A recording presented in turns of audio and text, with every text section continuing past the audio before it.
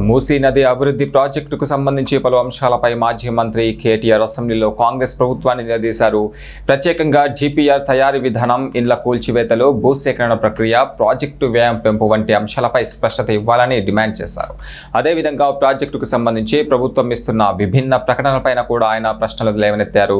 Assembly వేదికగా ఈ అంశాలను ప్రస్తావిస్తూ పారదర్శకత పాటించాలని, ప్రజలకు స్ఫూర్తి వివరాలు ఇవ్వాలని డిమాండ్ చేశారు కేటీఆర్.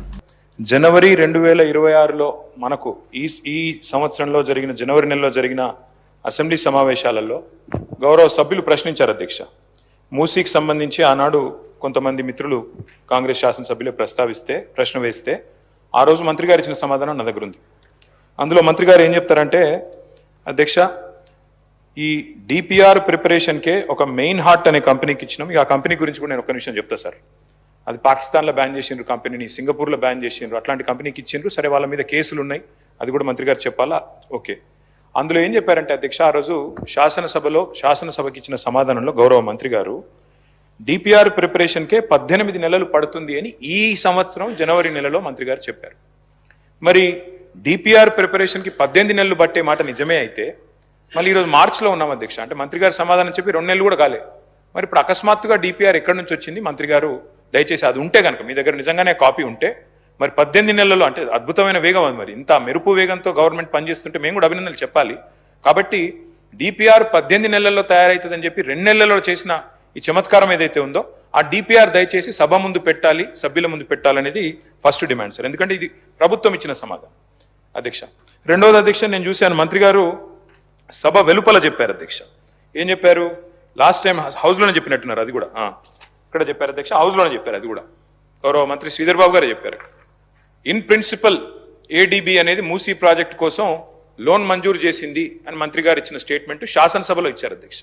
సో ఫస్ట్ డిపిఆర్ మీరు చెప్పండి మంత్రి గారు, తర్వాత శాసనసభలో మీరు చెప్పిన మాట ఏడీబీ ఫండింగ్ అని మేము నిజమేమో అనుకున్న తర్వాత మేము కూడా ఏడీబీ వారిని అక్కడ మూసీ జనాందోళన్ అని ఒక సంస్థ ఉంది అధ్యక్ష, ఎంజేఏ అని, వారు ఏడీబీ వారిని అడిగితే ఏడీబీ వారు చెప్పిన సమాధానం అధ్యక్ష నేను మంత్రి గారు కూడా పంపిస్తా.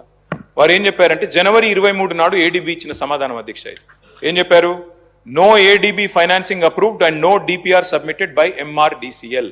This is ADB's response. Asian Development Bank చెప్తున్న మాట ఏంటంటే, తప్పు, ఇన్ ప్రిన్సిపల్ అప్రూవల్ లేదు, ఏ అప్రూవల్ లేదు, ఇంతవరకు ఏడీబీ అప్పే ఇవ్వలేదు అని చెప్పి కుండబద్దలు కొడుతూ మాకు డిపిఆర్ సబ్మిట్ చేయలేదు, డిపిఆర్ సబ్మిట్ చేయండి, పైసలు ఆడికెళ్ళిస్తామని చెప్పి ఏడీబీ చెప్పిన మాట నేను మంత్రి గారికి పంపిస్తాను, వారు చూసుకోవాలి. అయితే మళ్ళీ ఏమన్నా జనవరి నుంచి మరి ఈ హౌజు ఇప్పుడు మార్చిలో జరుగుతుంది కదా, ఈ లోపల ఏమన్నా డెవలప్మెంట్ అయిందా అని చెప్పి మార్చి 11 నాడు మళ్ళీ ఒకసారి ఇదే సంస్థ వాళ్ళు అసెంబ్లీ ప్రారంభం అవుతుంది కదా, ఏమైనా డెవలప్మెంట్ ఉందా అని చెప్పి పోయినారు అధ్యక్ష. పోయితే మళ్ళీ మార్చి 11 నాడు ఏడీబీ ఏషియన్ డెవలప్మెంట్ బ్యాంక్ ఇచ్చిన లెటర్ అధ్యక్ష. ఏం చెప్పారు అధ్యక్ష అందులో?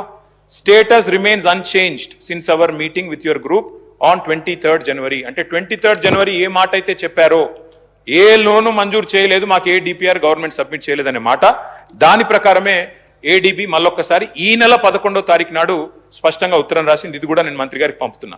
దయచేసి మంత్రి గారు కరెక్ట్ చేసుకోవాలా.